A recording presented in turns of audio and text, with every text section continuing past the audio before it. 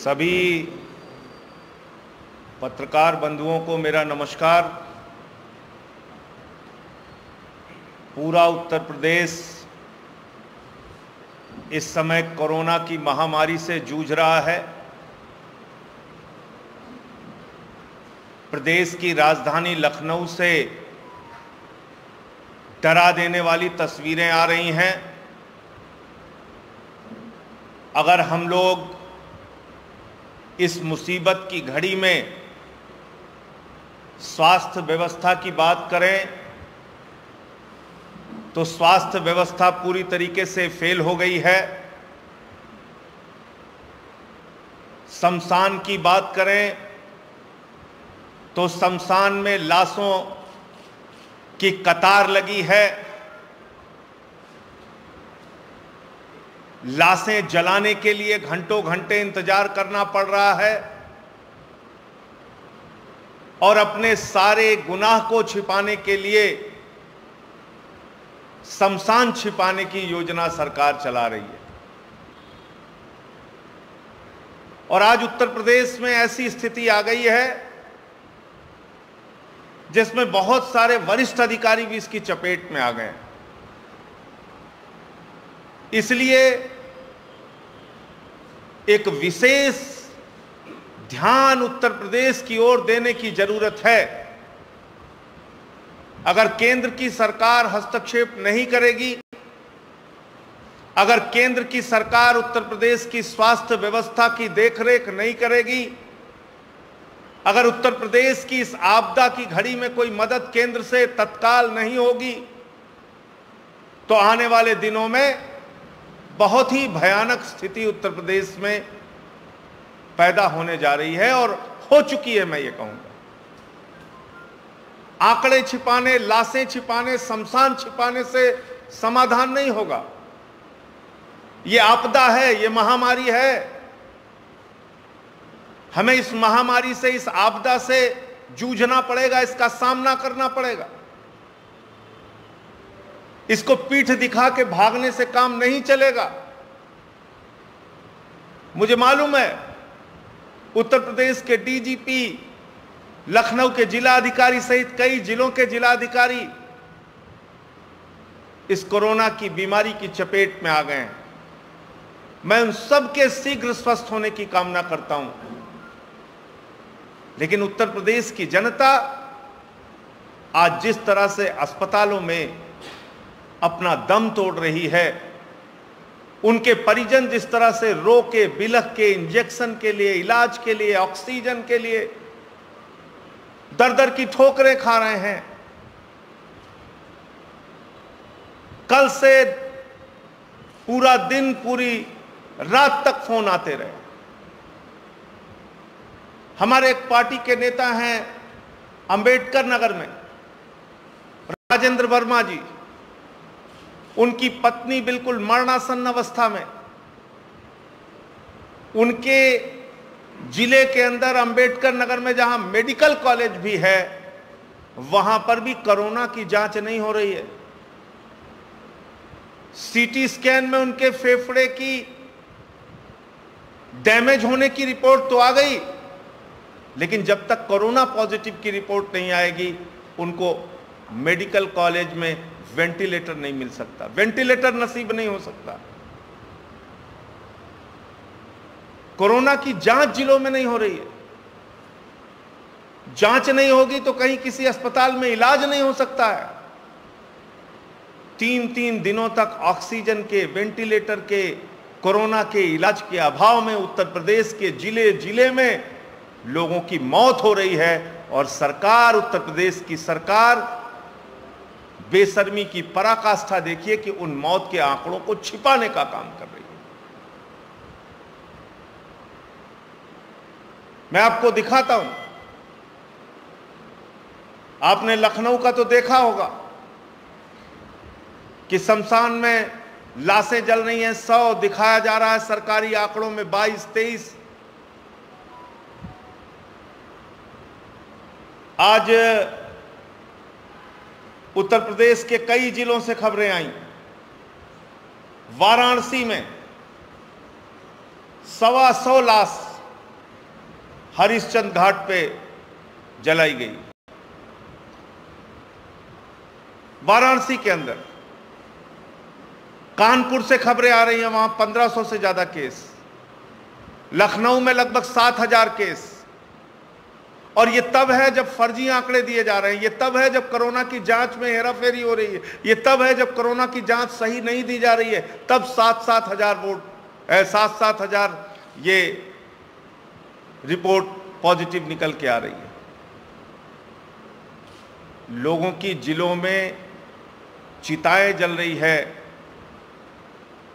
और भारतीय जनता पार्टी की सरकार को, भारतीय जनता पार्टी के नेताओं को, देश और दुनिया की सबसे बड़ी पार्टी कहने वाली अपने आप को भारतीय जनता पार्टी, उसके प्रधानमंत्री, उसके गृह मंत्री को चिंता हो रही है तो चुनाव की चिंता हो रही है। चिता जल रही है उसकी चिंता नहीं है, चुनाव की चिंता है, चुनाव की चिंता सता रही है। और मैं आपको आंकड़ों सहित बताना चाहता हूं आज देश किस हालत में खड़ा है और प्रधानमंत्री जी कहां हैं। वोट मांगने में व्यस्त हैं। कहां है देश के प्रधानमंत्री, कहां है देश के गृह मंत्री? वोट मांगने में व्यस्त हैं।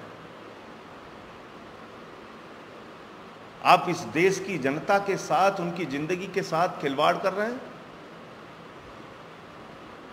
एक एक करके मैं बताता हूं। आज पूरे देश में 1,75,000 से ज्यादा मौत कोरोना की महामारी से हो चुकी है। 1,75,000। और जिस देश में 1,75,000 लोगों की मौत हो चुकी है, और ये मैं सरकारी आंकड़े बता रहा हूं, ये हेराफेरी वाले भी इसमें तमाम आंकड़े हैं, यानी ये आंकड़ा सरकारी है। अगर इसको आप सच में देखेंगे तो ये आंकड़ा कई गुना, 10 गुना भी हो सकता है। 1,75,000 लोगों की इस देश में कोरोना की महामारी से मौत हो चुकी है। और देश के प्रधानमंत्री जब कोरोना का केस बढ़ रहा है, कोरोना की महामारी बढ़ रही है, कोरोना से लाशें बिछी हुई हैं शमशानों में, तो देश के प्रधानमंत्री क्या कर रहे हैं मैं क्रमवार आपको बताना चाहता हूं। 6 अप्रैल को जब इस देश में कोरोना के 96,982 केस आए, 446 लोगों की मृत्यु हो गई, प्रधानमंत्री जी बंगाल में रैली कर रहे थे, कूच बिहार में और हावड़ा में। 7 अप्रैल जब इस देश में 1,15,736 कोरोना के केस आए, 630 लोगों की जान चली गई, देश के गृह मंत्री बंगाल में 4 रैलियां कर रहे थे, सिंगूर में, दमजोर में, हावड़ा में, बेहलापूर्वा में, वेस्ट बंगाल के अंदर। 8 अप्रैल 2021 जब हिंदुस्तान में 1,26,789 कोरोना के केस आए, 685 लोगों की मौत हो गई, देश के प्रधानमंत्री, गृह मंत्री रैली करने में व्यस्त थे। 9 अप्रैल 1,34,000 केस कोरोना के देश में आए, 780 लोगों की मौत हो गई, देश के गृह मंत्री प्रेस कॉन्फ्रेंस के साथ साथ रोड शो और रैली कर रहे थे, डोर टू डोर मीटिंग कर रहे थे बंगाल के चुनाव में। 10 अप्रैल 1,45,000 केस देश के अंदर कोरोना के आए, 794 लोगों की मौत हुई सरकारी आंकड़ों में, और प्रधानमंत्री 2 रैली कर रहे थे बंगाल के अंदर। 11 अप्रैल 1,52,000 केस कोरोना के देश में आए, 839 लोगों की मौत हो गई, देश के गृह मंत्री बंगाल में 6 रैलियां कर रहे थे उस दिन, 6 रैलियां। 12 अप्रैल 1,68,000 केस कोरोना के देश में आए, 904 लोगों की मौत हो गई, देश के प्रधानमंत्री 3 रैली बंगाल में कर रहे थे, देश के गृह मंत्री 4 रैली बंगाल में कर रहे थे। 13 अप्रैल 1,61,000 लोगों को कोरोना ने अपने चपेट में लिया, 879 मौत हुई। देश के गृह मंत्री 4 रैली बंगाल में कर रहे थे। 14 अप्रैल 1,84,000 कोरोना के केस देश में आए, 1,000 से भी ज्यादा मौत का आंकड़ा पहुंच गया, 1,027 लोगों की मौत हो गई। 15 अप्रैल 2 लाख से ज्यादा केस आए, 1,038 लोगों की मौत हो गई। 16 अप्रैल 2,17,000 लोगों को कोरोना ने अपने चपेट में लिया, 1,185 लोगों की मौत हो गई। और देश के गृह मंत्री, देश के प्रधानमंत्री रैली करने में व्यस्त हैं बंगाल के अंदर। देश को आइसोलेशन में छोड़कर देश के प्रधानमंत्री जो लोगों से कहते हैं जान है तो जहान है, देश के प्रधानमंत्री जो कहते हैं तुम भी मास्क लगाओ खुद बचो और मैं भी मास्क लगाऊं अपने आप को भी बचाऊं और तुम्हें भी बचाऊं, जो लोग दूसरों को मास्क पहनने की, देश की जनता को मास्क पहनने की सलाह देते हैं, वो खुद कोरोना के नियमों की धज्जियां उड़ा रहे हैं, रैली पर रैली कर रहे हैं, चुनाव पे चुनाव वोट मांगने की होड़ में लगे हुए हैं। और आज ये प्रधानमंत्री जी का पोस्टर देश की जनता को चिढ़ा रहा है, देश की जनता का मजाक उड़ा रहा है। और ये पोस्टर है देश के गृह मंत्री का ये पोस्टर है। कल उन्होंने 4 रैलियां की बंगाल के अंदर और देश के प्रधानमंत्री इस समय रैली कर रहे हैं, 6 जनसभाएं। कोरोना के संक्रमण से देश करा रहा है और देश के प्रधानमंत्री 6 जनसभाएं कर रहे हैं। मैं पूछना चाहता हूं, 112 मौतें भोपाल के अंदर हुई, मौत का आंकड़ा सिर्फ 4 दिखाया गया। गुजरात के लोगों से यही प्रधानमंत्री हैं जो कहते थे आपका बेटा हूं, आपका भाई हूं, जहां कहीं भी रहूंगा एक पुकार लगाओगे, आपकी चीख नहीं निकलने पाएगी, मैं आपके बीच में हाजिर हो जाऊंगा। प्रधानमंत्री जी आप कहां हैं? आप बताइए, गुजरात की जनता आपसे पूछ रही है। आप बंगाल के चुनाव प्रचार में व्यस्त हैं। मैं वो भी बताना चाहता हूं कि इन्होंने कहा था गंगा मैया ने बुलाया है, और तब आज गंगा मैया के उस वाराणसी में क्या हालत है, यह है हरिश्चंद्र घाट की तस्वीर, यह है प्रधानमंत्री के संसदीय क्षेत्र की तस्वीर, यह है वो तस्वीर जहां के लोगों ने मोदी जी को लाखों वोटों से चुनाव जिताकर देश का प्रधानमंत्री बनाया। आज उस हरिश्चंद्र घाट पे बनारस में 125 लाशें बिछी हुई हैं और देश का प्रधानमंत्री वाराणसी को अनाथ छोड़कर, देश को आइसोलेशन में छोड़ के बंगाल के चुनाव में चुनावी रैली करने में लगा हुआ है। इससे ज्यादा शर्मनाक बात कोई हो नहीं सकती। और मैं ट्विटर और फेसबुक पर 2-2 रुपए के लिए ट्वीट करने वाले भारतीय जनता पार्टी के उन ट्विटरिया आर्मी के लोगों को मैं बताना चाहता हूं, बंद करो। तुम्हारे भी पड़ोस के लोग, तुम्हारे भी घर वाले इस कोरोना की महामारी के चपेट में आ रहे हैं। देश की चिंता करो, प्रधानमंत्री से सवाल पूछो, ऐसे संकट की घड़ी में देश को छोड़कर आप कैसे भाग सकते हैं बंगाल? कैसे चुनाव की चिंता कर सकते हैं आप? कैसे चिताओं की चिंता छोड़कर चुनाव की चिंता में प्रधानमंत्री जी आप अपने आप को व्यस्त कर सकते हैं? बताइए इस देश के लोगों को। हम जानना चाहते हैं आपसे, आपने क्या क्या वादे इस देश के लोगों से किए हैं और आज आप क्या कर रहे हैं, ये पूरा देश देख रहा है। गुजरात हो, महाराष्ट्र हो, दिल्ली हो, उत्तर प्रदेश हो, राजस्थान हो, मध्य प्रदेश हो, पूरा देश इस समय कोरोना से कराह रहा है। और आप अपने चुनाव की रैली की चिंता कर रहे हैं। आपके लोगों को जरा सी भी शर्म नहीं आती? आपके मंत्री कह रहे हैं लोगों का तो मरने का एक दिन निश्चित ही होता है, सब ऐसे ही मर जाएंगे। तो प्रधानमंत्री जी को यह बताना चाहिए कि पीएम केयर्स के नाम पर हजारों करोड़ रुपए आपने इकट्ठा किया। वो हजारों करोड़ कहां गया? वो पैसा किस काम में आपने लगाया? उस पैसे को आपने कहा था कि हम कोरोना की महामारी में लगाएंगे।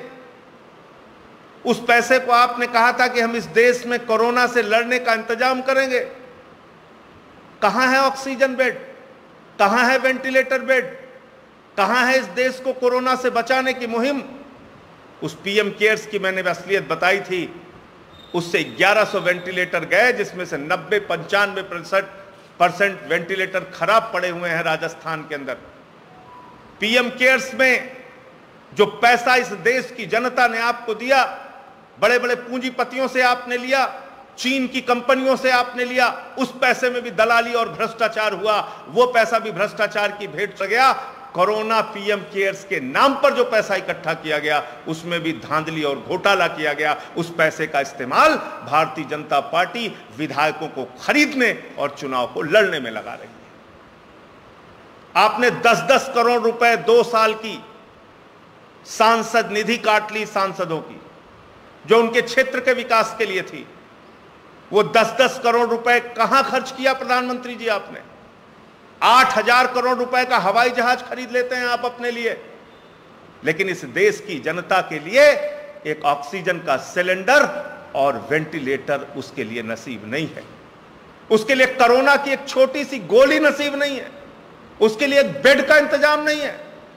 और देश का प्रधानमंत्री जो इतनी बड़ी बड़ी बातें करता, अपने आप को गंगा मैया का बेटा, अपने आप को गुजरात का बेटा, अपने आप को देश का बेटा, अपने आप को मां भारती का बेटा, वो मां भारती का बेटा कहां है? हजारों लोगों को मरता हुआ छोड़ के, देश को मरता हुआ छोड़ के बंगाल के चुनाव में व्यस्त है। आज देश आपसे सवाल पूछ रहा है, प्रधानमंत्री जी, आपने 6 करोड़ वैक्सीन 84 देशों को क्यों बांट दी ऐसे समय में जब देश की जनता मर रही है? इस देश के लोगों का टीकाकरण कराना जरूरी था, मजदूरों का, रिक्शे वालों का, किसान का, जो रोजमर्रा की जिंदगी में दिन भर मेहनत करते हैं, खून पसीना बहाते हैं, अपनी जिंदगी बड़ी मुश्किल से चलाते हैं। आपको उनका वैक्सीनेशन कराना था, उनका टीकाकरण कराना था। आप पाकिस्तान का टीकाकरण करा रहे हैं, आप कनाडा का टीकाकरण करा रहे हैं, आप पूरी दुनिया का टीकाकरण करा रहे हैं, और हिंदुस्तान की जनता आज शमशान में लाशों की कतारें लगाकर इंतजार कर रही है।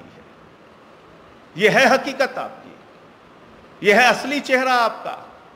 और अब तक हर बार इस देश की जनता ने आपको बेनिफिट ऑफ डाउट दिया। आपने नोटबंदी कर दी, पूरे देश में त्राही त्राही हुई। जनता ने कहा ठीक है, नीयत साफ रही होगी, तरीका गलत था, कुछ भी कह के आपको माफ किया। जीएसटी से आपने त्राही त्राही की, लोगों ने आपको माफ किया। देश के संस्थानों को आप बेच रहे हैं, लोगों ने आपको माफ किया। अपने 2 पूंजीपति मित्रों के नाम आपने इस देश को नीलाम कर दिया, देश ने आपको माफ किया। लेकिन आज गुजरात से लेके बंगाल तक, केरल तक, उत्तर प्रदेश तक, बिहार तक, पूरा देश इस कोरोना की महामारी से कराह रहा है। शमशानों में लाशें बिछी हुई हैं, और आज इस देश को अनाथ छोड़ के, आइसोलेशन में छोड़ के आप बंगाल के चुनाव प्रचार में लगे हुए हैं। मैं तो कल्पना भी नहीं कर पा रहा हूं कि देश का एक मुखिया, देश का एक प्रधानमंत्री ऐसे महामारी, ऐसे आपदा, ऐसे त्रासदी के समय में देश को ऐसे अनाथ कैसे छोड़ सकता है। मैं तो कल्पना नहीं कर पा रहा हूं कि सूरत से जो तस्वीरें आ रही हैं, अहमदाबाद से जो तस्वीरें आ रही हैं, उत्तर प्रदेश के लखनऊ से जो तस्वीरें आ रही हैं, वाराणसी के हरिश्चंद्र घाट से जो तस्वीरें आ रही हैं, उसको देखकर कोई देश का प्रधानमंत्री अपना मुंह कैसे मोड़ सकता है? कैसे मोड़ सकता है? डॉक्टर्स की जान जा रही है। मेरे परिचित डॉक्टर का सगा भाई अपने भाई को, 40 साल का उसका भाई, कल उसकी डेथ हो गई, नहीं दिला पाया वेंटिलेटर का बेड। उत्तर प्रदेश के मंत्री लिख रहे हैं, उत्तर प्रदेश के सांसद लिख रहे हैं, उत्तर प्रदेश के विधायक लिख रहे हैं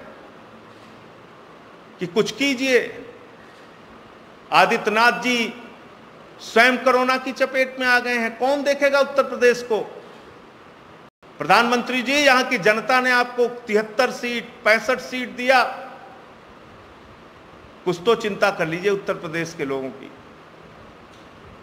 आइए, हस्तक्षेप कीजिए उत्तर प्रदेश को बचाने के लिए।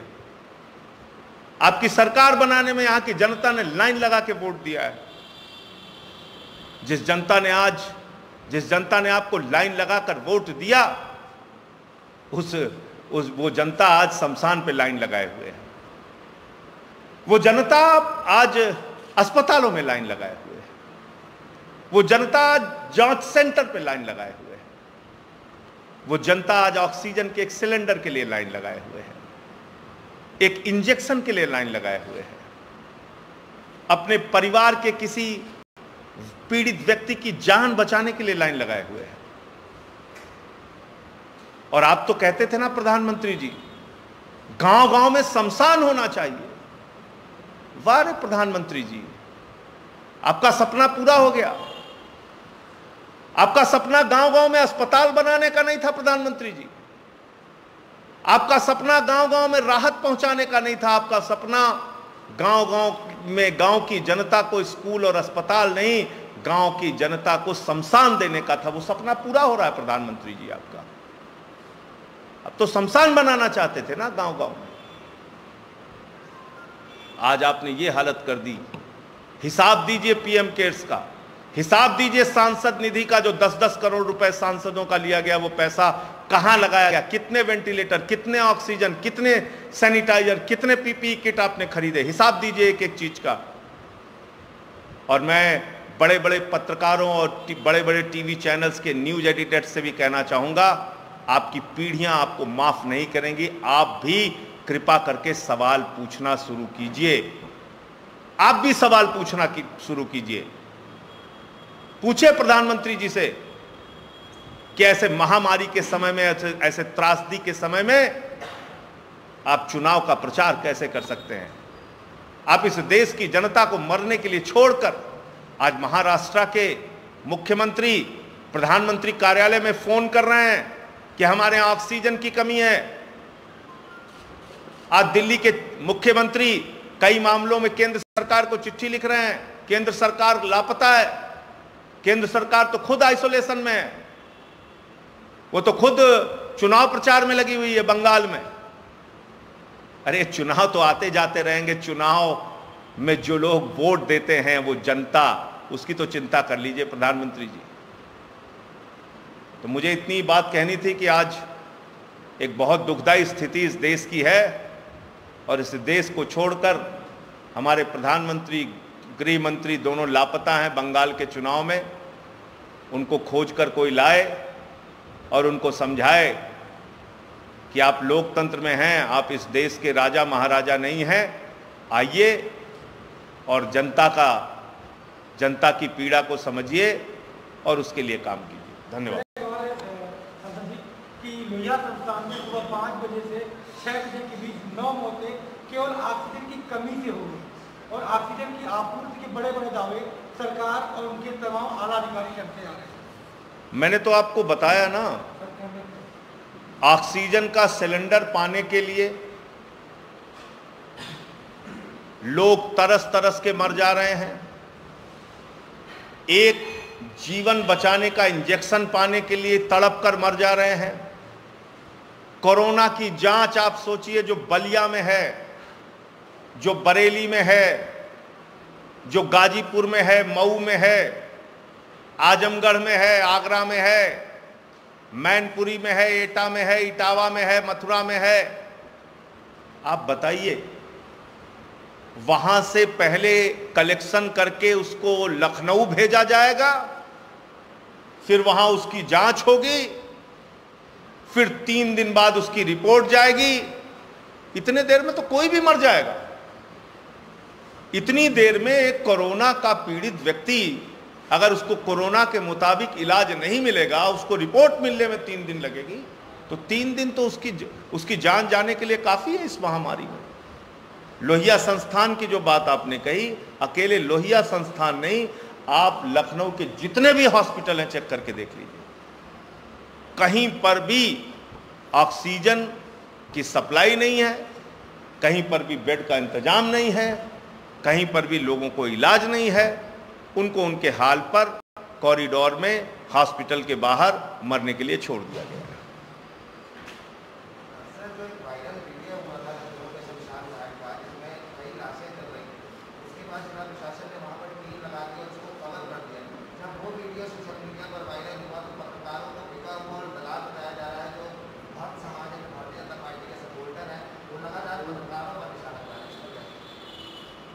देखिए, ऐसा है कि आज मैं एक पढ़ रहा था कि महानगर के पूर्व अध्यक्ष हैं या वर्तमान अध्यक्ष कि मीडिया की निगरानी के लिए वो उससे निगरानी की जाए।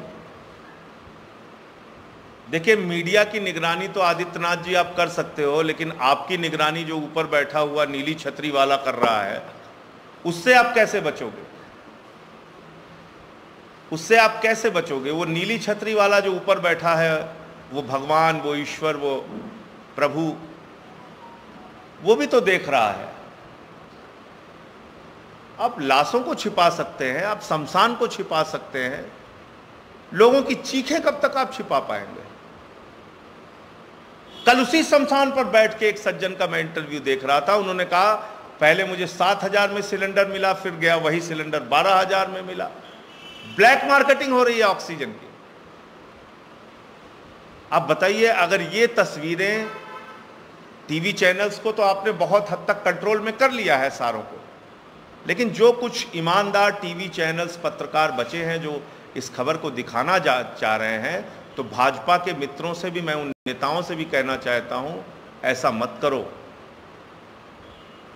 ये कोरोना की महामारी है, अपनी सरकार से भी सवाल करो कि वो कुछ करे जनता के लिए। पत्रकारों को मार पीट सकते हो, पत्रकारों से झगड़ा कर सकते हो, उनको गाली गलौज कर सकते हो, लेकिन इससे अपने परिवार के लोगों को नहीं बचा पाओगे, इससे अपने मोहल्ले के लोगों को नहीं बचा पाओगे, इससे उस जनता जो